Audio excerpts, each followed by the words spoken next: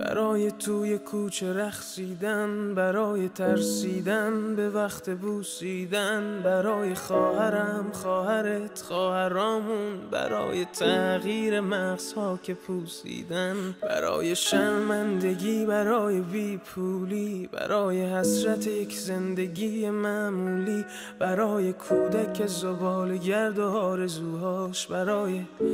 این اقتصاد دستوری، برای این هوای آلوده، برای ولیعصر و درختای فرسوده، برای پیروز و احتمال انقراضش، برای سگهای بیگناه ممنوعه، برای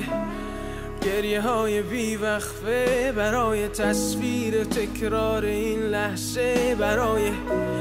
چهره ای که میخنده، برای دانش آموزا، برای آینده، برای این بهشت اجباری، برای نخبه های زندانی، برای کودکان افغانی، برای این همه برای غیر تکراری، برای این همه شعارهای تو خالی، برای آوار خونه های پوشالی، برای احساس آرامش، برای خورشید پس از شبای طولانی، برای قرصای اعصاب و بیخوابی، برای مرد میهن آبادی، برای دختری که آرزو داشت پسر بود، برای زن زندگی آزادی.